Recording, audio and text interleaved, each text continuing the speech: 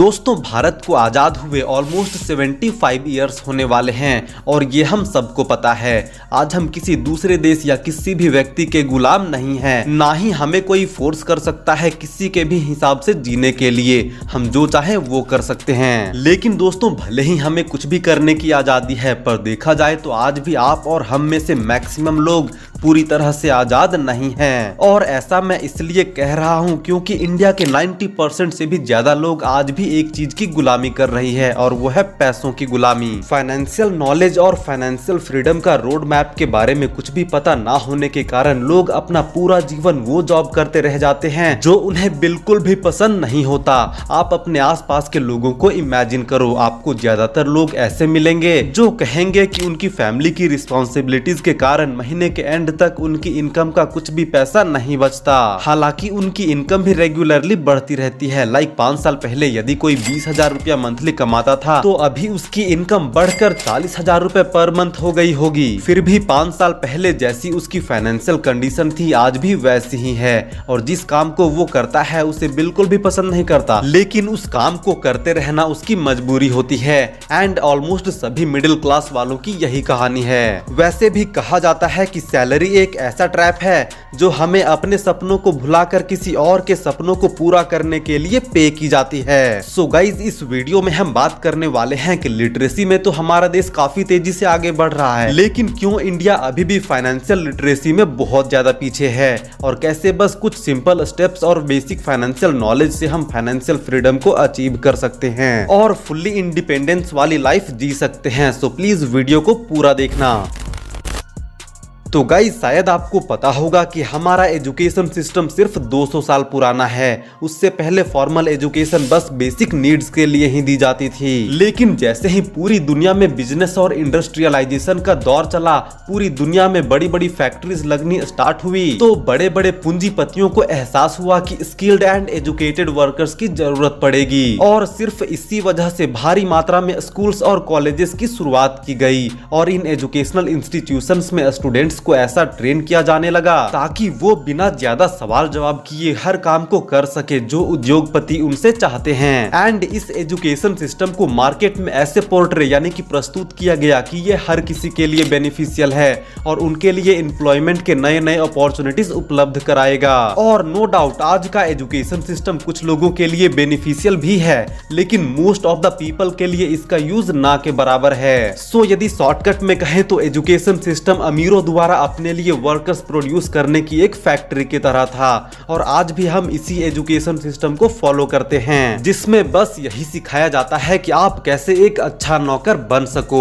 ये सुनकर आपको कड़वा लग सकता है, लेकिन यही सच है। और इसी वजह से दुनिया के बड़े बड़े self made personalities Indian education system को ओपनली और बार बार क्रिटिसाइज करते रहते हैं, जिसमें काफी बड़े बड़े नाम शामिल हैं। Like Warren Buffett, Elon Musk and Robert Kiyosaki तो ये तक कहते हैं कि एजुकेशन सिस्टम हमें गरीब कैसे रहा जाए ये सिखाता है। इसी पर उन्होंने एक पूरी की पूरी बुक लिखी है जिसका नाम है why A students work for C students, जिसमें रॉबर्ट कहते हैं कि ये स्टूडेंट्स एजुकेशन सिस्टम को पूरी तरह से फॉलो करके जॉब करना सीखते हैं और सी स्टूडेंट्स के अंडर काम करते हैं। स्कूल और कॉलेजेस में जिस तरह का माइंडसेट बनाया जाता है वही सबसे बड़ा कारण है हमारे फाइनेंशियल स्ट्रगल का, क्योंकि फॉर्मल एजुकेशन में ऑलमोस्ट जीरो फाइनेंशियल नॉलेज दिया जाता है। पैसे से पैसा बनाना नहीं सिखाया जाता ताकि आप पैसों के लिए जिंदगी भर काम करते रहो और इसी वजह से ज्यादातर लोगों में पैसों की बहुत कम समझ होती है। लोगों को जॉब के अलावा किसी भी चीज में कोई पोटेंशियल दिखता ही नहीं। लेकिन गाइज ऐसा भी नहीं है कि जॉब करना बिल्कुल ही बेकार होती है।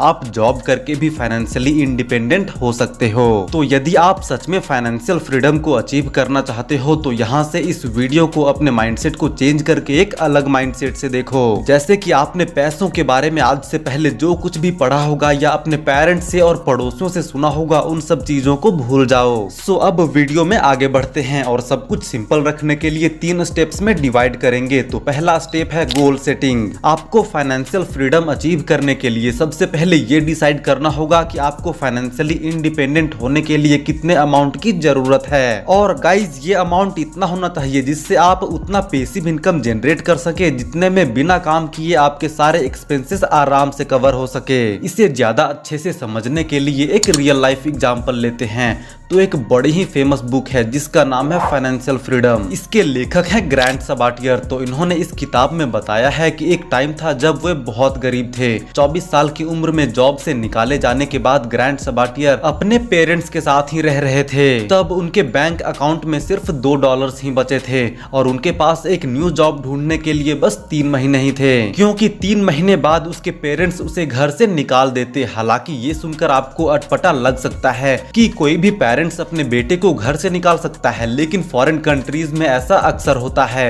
जब कोई व्यक्ति कमाने लायक हो जाता है तो उसे घर से निकाल दिया जाता है। हमारे देश की तरह नहीं कि 30-30 साल की उम्र तक अपने बाप के पैसों से पढ़ते रहो। So back to the point. तो 3 महीने के बाद ग्रांट के पेरेंट्स उसे घर से निकाल देते, पर 200 जगह अप्लाई करने के बाद भी उन्हें जॉब नहीं मिला। उसके बाद पूरी तरह से फ्रस्ट्रेट होने के बाद ग्रांट अपने घर के पीछे बैठकर अपनी खराब कंडीशन के बारे में सोच रहे थे, लेकिन उनके बैंक अकाउंट में सिर्फ $2 होने के बावजूद उस दिन वो एक ऐसा गोल सेट कर लेते हैं जो कि उनके लिए उस टाइम पे ऑलमोस्ट इम्पॉसिबल सा था, क्योंकि वो डिसाइड करते हैं कि किसी भी हालत में नेक्स्ट 5 इयर्स में वो फाइनेंशियली फ्री होना चाहते हैं। फिर थोड़ी कैलकुलेशन करने के बाद वो अंदाजा लगाते हैं कि फाइनेंशियली फ्री होने के लिए उन्हें $1 मिलियन की जरूरत होगी। फिर अगले 5 सालों के लिए ग्रांट बहुत ज्यादा हार्डवर्क करते हैं, काफी सारे फाइनेंशियल बुक्स पढ़ते हैं और 5 साल बाद ग्रांट अपने लिए $1 मिलियन जितना अमाउंट बना लेते हैं। तो इसी से आप गोल सेटिंग के पावर को समझ सकते हैं, ये आपसे कुछ भी करवा सकता है। उसके बाद सेकंड स्टेप है सेव एंड इन्वेस्ट।